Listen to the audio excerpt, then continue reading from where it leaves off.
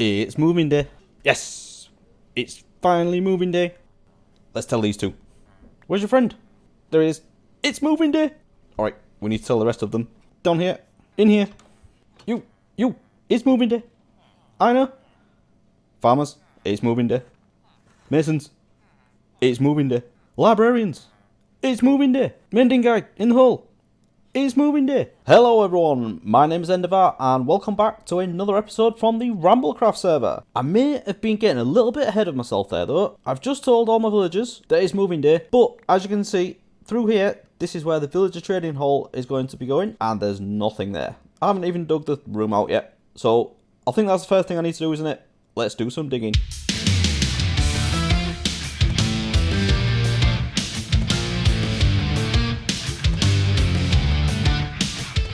Okay, so room dug out, pick nearly broken, definitely need to fix that. And I've gone as far as I think I need for now. I think this should do it. It'll definitely be able to fit all the villages I've got at the moment anyway. One minor problem is this chunk over here, let's turn on chunk borders, this one here is a slime chunk. And we are at Y33 at the moment, something like that. So this will spawn slimes if I don't actually carpet this, but that is the plan anyway, so we'll get on to that.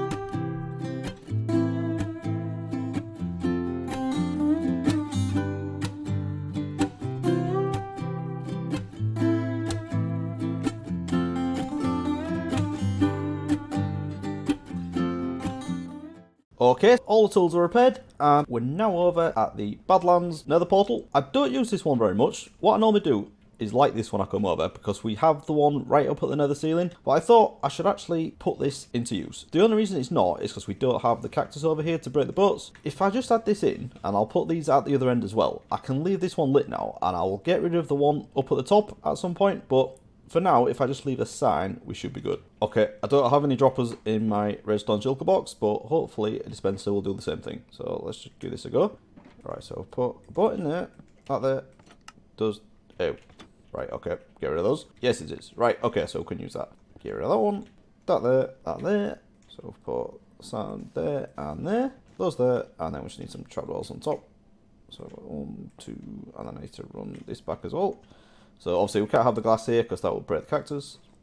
Okay, and that's the last one there. So I just need to get a few more boats to put into there, and then we should be good. So let's pack this away, and I just need to change the signs up at the top to warn people that need to use this one now. Because even though the portal is still lit at the top, because this one is at a height that matches the overworld one, people will actually come through to this one. So it could be confusing if they go up there and end up back down in this one. So I will get rid of that. Just something like... portals no longer in use. That's as clear as mud, isn't it? Let's leave that like that. We also need to put one here to say that the Badlands is down that way as well. You go away. Thank you. If I just put that there. Yep, there we go. And then just down here, we need one going this way as well. So if I just put that there. And someone's shooting at me. There we go. Right. What?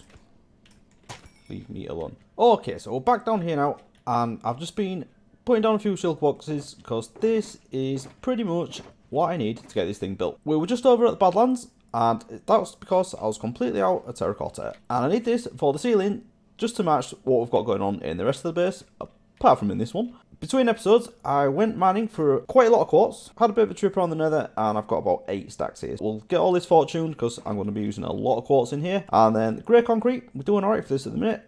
Grey wool, not a lot in here, but as you know, I've got the wool farm, so I've got loads up there. Iron, that's never a problem. And then we've just got a few lights in this last one. So the thing I've just thought of that I might struggle with is powered rails, because as I'm always saying, I'm really struggling for gold.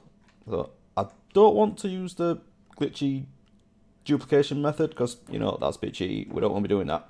I've got plenty of normal rails though. If I'm a bit conservative with these, I might be alright. I'm building up a trading hall, and this is designed by Logical Geek Boy. This is a modular design, so it can be scaled up really well. The tutorial for it is very comprehensive, and it shows you a lot of the things you need to do, including the villager breeder, the trade selection, and then transporting the villagers around right from when the babies up to getting them into the trading hall. It's a really good tutorial, so I will link to that into the description. And just while we're in here, I keep pointing at this, but what this bit is going to be is the trade selection. So this is going to be a tiny little room where we're going to have 2 buttons. One button will call for another villager, so we're going to have some villagers around here somewhere, not sure entirely, but that'll be like the output from the villager breeder. We'll click the button, it'll bring them down here, and then whichever trade we want them to have, we'll put that workstation down in front of them, cycle through the trades, get the one we want, and then we'll trade with them to lock it in, and then press the button, and then that will send them off into the trading hall. I've got a lot to do now, so let's jump into a time lapse and get this thing built.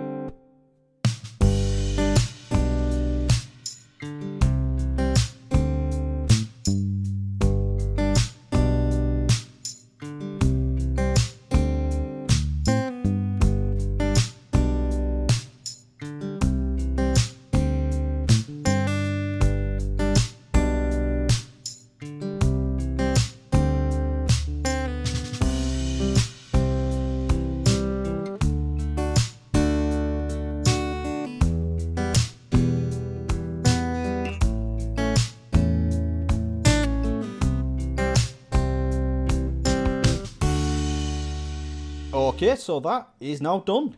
Now, there's a lot of redstone going on here, but we got it all done on both sides. And after the time lapse, I also had a little bit of a tidy up at the back as well. Not completely, you can still see some stone at this side. But at this side, I've got it all done. You can't see anything that shouldn't be there. It all looks nice and clean. Now, you'll notice we have lights at the top now as well. What this is an indicator to say if this slot is free. So when the villagers come through, they'll be going, starting at this corner, all the way down to the end, and then that's the rail at the back. They'll go around the back and then along here. If there's any lights on, that means there is a free space and they will drop into there. So let's have a quick look around here and we'll see what's going on. This is where the villager selection is going to go, like we just talked about, and they'll come along here and then ride along this rail, and then once they go into there, there's some redstone wizardry back here that pulls this redstone block up and also pulls this slab out of the way so that the villager has nowhere to go. So it'll just go along to the next one and then drop into there. You'll notice they aren't on at this side, and there is a very good reason for that, and that is because I ran out of powered rails. I've got all the activator rails in, but not the powered rails. So I didn't want to put the redstone blocks in because that'd get in my way when we do that. And the reason I haven't put those in is because I found some gold in my smelting system, and I wanted to prove to you that I'm not actually going to duplicate these things. I've actually got some gold. Look, there. I'm not duping these rails. Definitely not. So I'm going to craft these up now. We'll get all this in, and then we can get that finished off.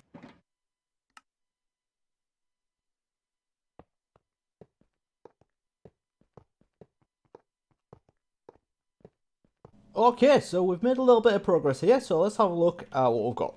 And we will start at the beginning, so let's just pop through here. Okay, so this tube here, this is where the villagers are going to fall down, and they will sit on that glass block there, just waiting to be picked up. Back here, we have a dispenser, which will be full of minecarts, and I will have a hopper with a ton of chests, so that should never ever run out. When we press this button that's inside here, this activates this, which activates that dispenser, and puts a minecart on this rail.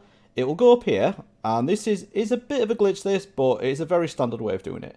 So the minecart will go up there, pick up the villager, even though it's under that block, and then it will go down this rail, and because it's glass, it won't take any damage, and then it'll just go around here, and then across this rail, and then drop it into here. Then, when the villager stood here, we'll just put the workstation down there, trade with the villager, lock in its trades, and then when we press this button, it powers this rail and sends it on its way. And then you'll notice we've got a couple of barrels in here as well, and that is just so I don't have to keep running back and forth. I'm going to have in this one some of the stuff that I need to trade with, so I'll have some emeralds in there, books, iron, stone, that kind of thing, depending on whichever villages we're going to have in here. And then on this side, I'm going to have a lot of the workstations. We're very nearly there. I just need a standard rail there, so I don't have all of this powered. Put the rail on in there, so that'll be nice and easy. The not so easy bit is I need to get the villagers all into here. So the villagers I've currently got, obviously I don't need to assign their trades because they already have them, but I will put them down here anyway, make sure this works, and it should be a fairly easy way of transporting them over. I'm going to get the villagers over very, very soon, but before we do that, I thought I'd explain how this thing works. And yeah, I know I'm procrastinating a little bit, I need to get this done, but I haven't actually been through this yet. This is a design by Logical Geek Boy, and it is absolutely brilliant. So once the villagers come along here, they will hit this activator rail, which is powered by this redstone block. And the activator rail will send them to this block here, this quartz slab. And then two things will happen there. This sticky piston here will pull this quartz slab back, and this one will pull this redstone block up. And that does two things as well. It will unpower this lamp, so that means that we can see that this spot is taken. But more importantly, it also disables this activator rail, so the minecart will just sail across that and not try and kick out the villager. Also notice as well, we have a walkway in here just behind these pistons. The reason for that is we're going to have a zombie in there. So if I just hit this lever that we've got in front of all these pistons, it will drop it down. When it's dropped down like this and stood here, the zombie will be able to see it because it'll have the same eye level. And it'll come over here, attack it, and turn it into a zombie villager. So then what we can then do is push this back up, and then we'll have splash potions of weakness in here. And I need to get some buttons for there, don't I? We'll hit that button, it'll splash the zombie villager with a weakness potion, and then we can just give it a golden apple, and it'll turn back into the villager. So the reason we do that is it will significantly decrease the prices of the trades. So we'll be able to get like mending books for 1 emerald, and pretty much anything for 1 emerald. So the amount of stuff we're going to be trading, we're going to have tons of emeralds, and therefore tons of stuff. That is the plan. Now, I don't think I can put it off any longer, can I? I need to get those villagers across. Let's do it. Alright, so we're down here with the villagers now, and I think we're pretty much ready to go. I've done a little bit of digging just across the back of here. The plan was to go directly above that tube that we've just seen and drop them straight down into it. But unfortunately, that's somewhere down here, and that goes right through my wool farm storage, so I couldn't go that way. But what I did do was go a little bit further along here, and it's actually turned out really well, because this goes through another room, which we can't see now because I've blocked it all off. But I'll show you that in a second. So I've got this little water stream. Once I get them across there, they can fall down into here, along this way, and then hopefully they should just fall into there and not try and swim away. And then from there, we can put them into the trading hall, so that's great. And the room that it goes through is this one just here. So I've got my wool storage at this side, the wool farm just there, and I've got this room that I just blocked off that I didn't do anything with. And the reason I think this works really well is because it's an ideal location to put a villager breeder. And then we'll have an area for the babies to grow up, and then once they've grown up, they can go directly down here and into the trading hall selection thingamajig. So that's worked really well. Now, I just need to get the villagers across, don't I? Alright, so I got my first volunteer here, and unfortunately I did manage to hit this guy a minute ago, so he's not too happy with me anyway. But hopefully if we just keep doing this. Okay, he's going down there. Okay, so we're down here now, and no villager because he's floating on that block of water, which I was kind of scared of, so let me get rid of that. Right, so he's in there ready to be picked up by this minecart, so let's go give this a test run. Okay, first test, call new villager. And we have a mason, because we've done our trades. Right, so now we need, what the masons use is stone cutters, isn't it? Right, so what we need to do, come out here, and then go to the first slot, and then we'll put that there. And then we press this button, and he'll go through there, and hopefully end up in that slot. And that's right, he's in there, shouldn't be able to get out, and I can just trade with him. Now, I'm going to need to get his prices back down, because he doesn't like me. So, let's grab some stone, do a bit of trading, and then we'll get the rest of them in. Okay, he's still not my biggest fan, but we're getting there. So I'll do a bit more trading with him in the future. But for now, I just want to get the rest of these villagers across. Okay, so that is all of the villagers that we had up in our temporary trading area now in the right slots in our proper trading hall. And I did try recording a time lapse of this, but unfortunately it crashed. So never mind. The main thing is we've got them all in. And you may notice this guy is over here on his own and should have been in here, and that's because I was a little bit silly and I didn't fill in these blocks here, and actually there's supposed to be a slab there as well. And that could have been really bad because this is my mending guy that I have already done the zombie discount on, and I can get mending for 1 emerald here. So if I'd lost him, I would not have been very happy. At the moment, these are all still at the full prices, so I definitely want to get these down.